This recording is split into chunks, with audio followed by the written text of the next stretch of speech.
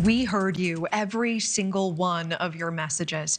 After we aired our NewsNation special, Growing Broke, your comments flooded in. So many of you outraged that forever chemicals are destroying American cropland, getting into our food supply, that chemical companies have profited billions while farmers and the American people have paid the price. NewsNation viewer Alex writing, "This is a story that needs to be told." We agree. Brooke writing, "Keep going." We will. As we stay on top of this story, we want to bring you an update tonight. Our NewsNation special, Growing Broke, was just nominated for 3 Emmy Awards this week. And it is true, there is a 97% chance this chemical is in your blood right now, and you may have no idea. I spoke exclusively with activist Erin Brockovich about these forever chemicals. NewsNation exposing what chemical companies knew and did not tell us. How nearly 70 million acres of U.S. cropland may be contaminated. Farmers destroyed by this, euthanizing their animals, dumping thousands of gallons of contaminated milk down the drain. And chemical companies have made billions off of forever chemical products. They're all around us. In our fast food wrappers, our takeout boxes, our makeup, our clothing, our couches, our carpets, in our nonstick pans. But forever chemicals are also linked with cancer and serious health issues. In all 50 states, we have been spreading treated human sewage called sludge on our precious farmland.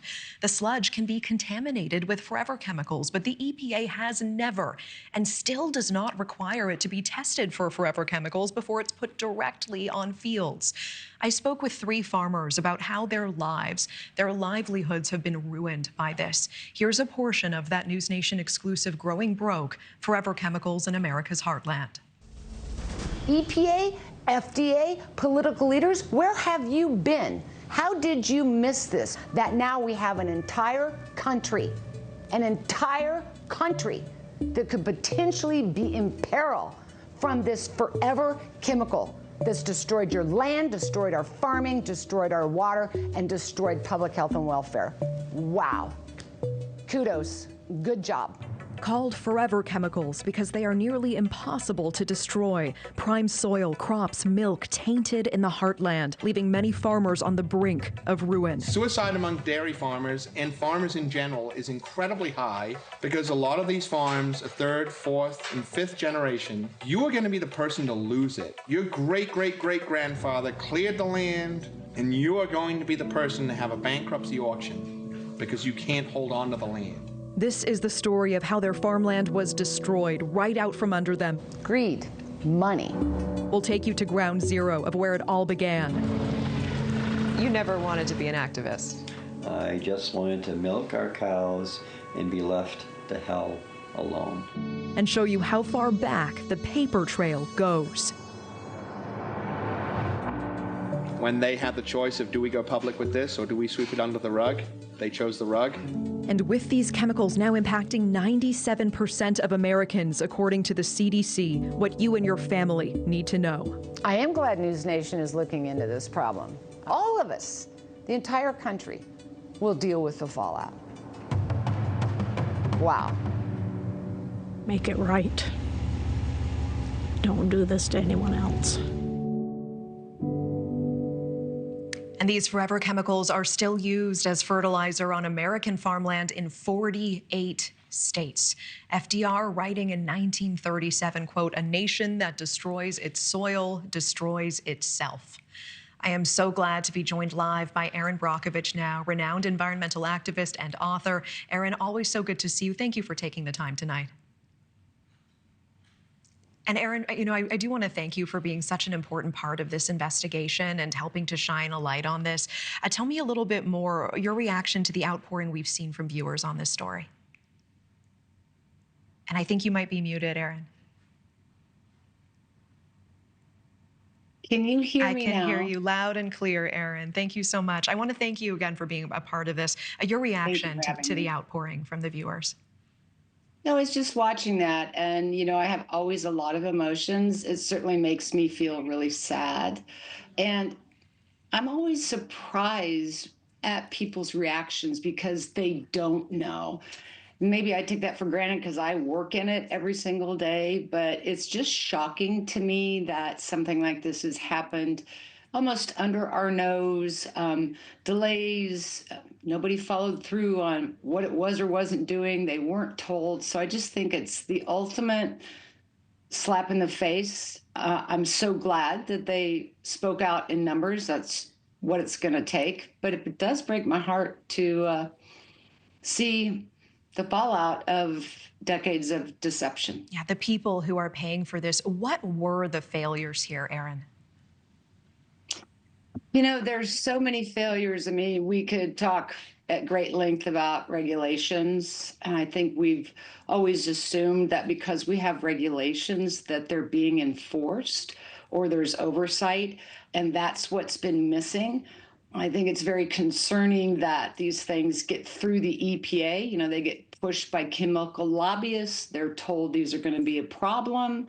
The agencies are understaffed, they're underfunded, they have to do studies. These studies take decades. So you're letting something into the stream of commerce first before it's ever studied. And so we kind of are the guinea pig, if you will, only to find out after decades of drinking it, and it's in the soil and it's in the food chain, do we come to find out, oh, oops, we have a problem. Yeah, we have a problem. And News Nation's Growing Broke now nominated for 3 Emmy Awards. Do you hope there will be, congratulations to you as well. Do you hope there will be more awareness about this issue now?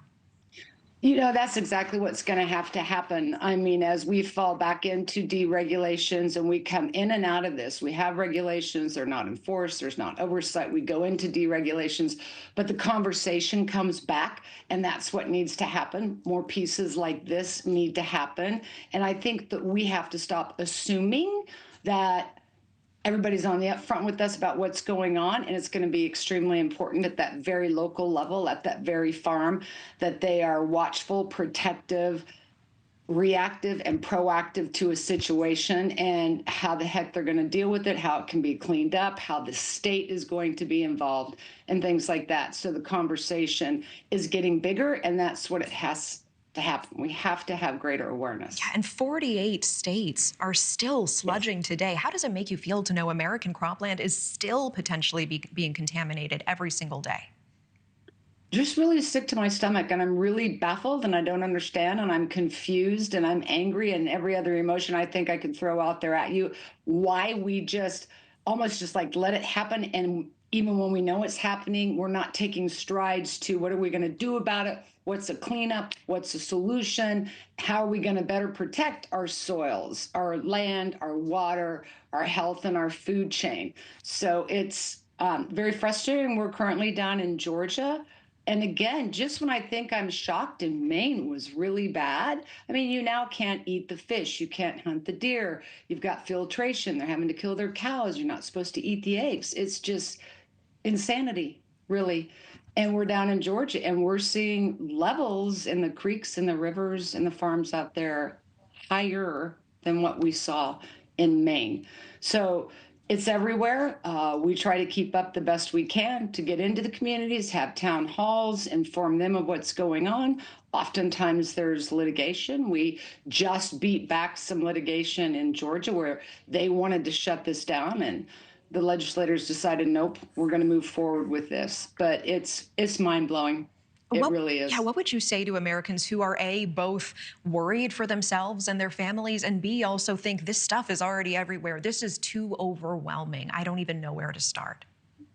It is overwhelming, but if we just in our own backyard deal with that, it feels less overwhelming, because if everybody did at a state and a local level and dealt with this issue, or how they're going to deal with this issue. So it is overwhelming, and you can't go out there to all 50 states, but you can begin with just you. You can begin with just your farm. You can join your neighbors. You can get city council involved. You can get the state involved. They can do testing. They can do filtration. So there are things. Don't try to think of it as I can be out there everywhere at once.